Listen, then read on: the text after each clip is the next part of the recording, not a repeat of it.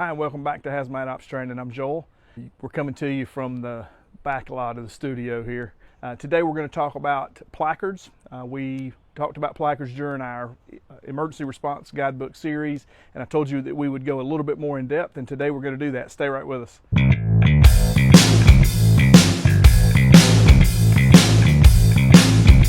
Today we're going to see how DOT Chart 16 will help us to interpret some information and gain some extra information on placards. This can be printed right off of the PHMSA website. I'll put the website down here at the bottom of the screen, and I'll also put it in the description. We want Chart 16 to be a supplement to the emergency response guidebook. My recommendation is just print it off. It's PDF right there on the website. Stick it right in the emergency response guidebook. Put it right there on the rig, in the car, in the truck, whatever the case may be for you. You'll always have it right there with you. Again, it's extra information that goes along with what we already know about the emergency response guidebook. As ops level responders, we're looking for hazard. We're looking for information on the hazard first. If we can get an idea about quantity, that's great, but without shipping papers, without the proper shipping name like we talked about in the ERG episodes, it's going to be hard to do that. However, DOT Chart 16 can give us a little bit of an idea about some minimum quantities, and then potentially we can make an estimation. Let's talk just a second about the general rule for placarding. So the Pipeline and Hazardous Material Safety Administration, or PHMSA for short, defines the hazmat placarding rule as, and it's a general rule, if a hazardous material is contained within a transport vehicle, bulk packaging, freight container, unit load device, or rail car, then proper placarding must be applied. As ops level responders, we're not looking for compliance. We're not looking to see if anybody's done anything wrong. We simply want to know what the hazard is and if we can estimate some sort of quantity that we might be dealing with. We're looking for indicators. Now let's look at some of the sections of DOT chart number 16. You'll see right here on the very first page, down here at the bottom, you have some hazardous materials marking. I've got my 1A2 drum here as an example for some of the markings that we see. We'll talk about the labels in just a minute. That's actually in the next section. But you see some of the other markings, like the orientation marking, very, very common on secondary containers or non-bulk containers. We'll talk in just a few minutes as well about bulk and non-bulk. This would be a good example of a non-bulk container, but we do have an orientation. We also have a label here, and I'll turn it so you can see it a little bit better, for cargo aircraft only. That's not to say that this drum has to be carried on a cargo aircraft. It's saying that if it is carried on an aircraft, it must be a cargo only. It can't be carried on an aircraft that's also carrying passengers. We have a few other labels that are applied by the shipper for medical supplies here. You got the Red Cross. That's actually not on DOT Chart 16. It's an indicator from the shipper that this is medical supplies. You got some other markings, again, that are just talking about quantity. This drum had 200 of these little guys in it from the shipper. So it was a pretty good way, a very secure way to transport. This is a flammable liquid. It's hand sanitizer, so it is a flammable liquid, so it does meet the criteria for the shipping. On the second page of DOT Chart 16, you'll see our hazardous materials warning labels. This is very, very similar to our placards, but for secondary containers like our 1A2 drum here, and what I mean by 1A2, that's the spec number. Just like any of our tankers, just like any other type of container, this does have a spec number. 1A2 is what we're talking about here. The 1 stands for that it's a drum. A stands for it's made of steel, and the 2 is for an open top drum. And if it was a 1A1, it would be a closed top drum. You can find all those specifications on the internet. There's a ton of different sites out there that you can find that. So this is a 1A2 spec. That's the reason I'm referring to it there. But you can see here, it's a flammable liquid is what we're carrying. Got the 3 down in the bottom. Again, the label's very, very similar to what our placards are going to look like, and then we're going to talk about placards next.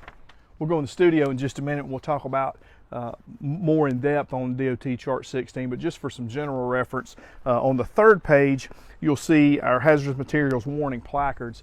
So it gives you an idea of all the different 9 hazard classes and a number of different examples. DOT Chart 16 does an excellent job of giving us really good examples of what we're subject to find out here on the highway, on the rail, and in other places where we might find hazardous materials.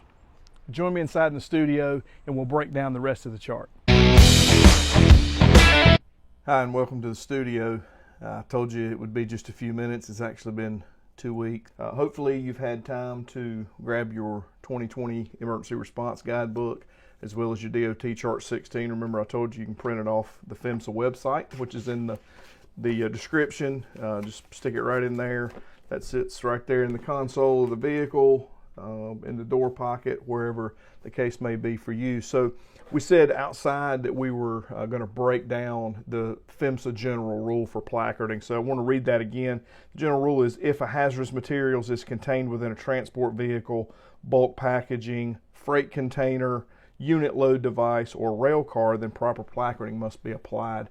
So we're going to break that down. So the first thing is the hazardous materials contained within a transport vehicle. So this is what we're talking about. The highway containers that you see on the left here. Again, we're talking about a dry van trailer in a lot of cases that have secondary containers in them. They could have small containers, they could have bulk containers. There's a lot of things they could have. You see in the upper right here containers, intermodal containers that are being shipped on a train. Also the bottom right, intermodal containers on a ship, and then the unit load devices that we're talking about, and we'll point that out a little further as we go for aircraft shipments as well. Next, we're looking at bulk packaging and freight containers.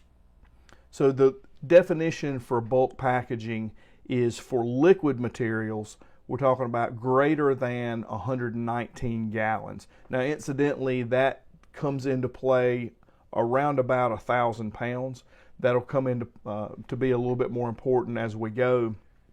But for liquid materials, 119 gallons. For solid materials, the 119 gallons must apply as well for liquid capacity, but for solid materials, bulk packaging, beyond that, we're talking about, additionally, we're talking about 882 pounds for solid materials. And then for gases, greater than 1,000 pounds of liquid capacity for gas materials. You'll see here a couple of examples of bulk containers. In the upper right-hand corner is an example of an intermediate bulk container that's also known as a tote. You can see those in different variations. You see a poly tote here with that metal cage around it for some stability. You can also see those made out of stainless steel and a number of other materials. A lot of times now you'll see that heavy plastic material. Those are getting really popular and have been for a while. You'll see at the bottom here, these are another example of bulk containers that are also being carried in a fancy intermodal type of a container there as well. That is the example here. It's being carried on a flat trailer. Can also be put on a ship. It can be put on a train.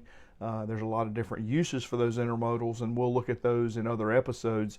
But these 4 containers that are inside of this intermodal transporter are the bulk containers that we're referring to. These are just a couple of examples of bulk containers. There's a number of things out there, and I would encourage you to study up and find some other examples you may have in your response area. This is an example here of the bulk packaging as the freight container. You see the bottom example here is the DOT 406 tanker. That's the workhorse of the petroleum industry. It's a good example here. And also a rail car here in the top of the screen. And then a unit load device. A lot of folks may not be familiar with a unit load device.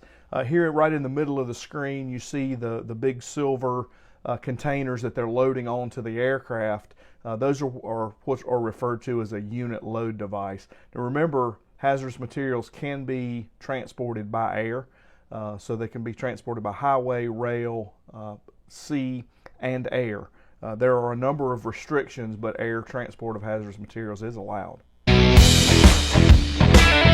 So again, I'm hoping that you've printed off the DOT Chart 16 from the PHMSA website.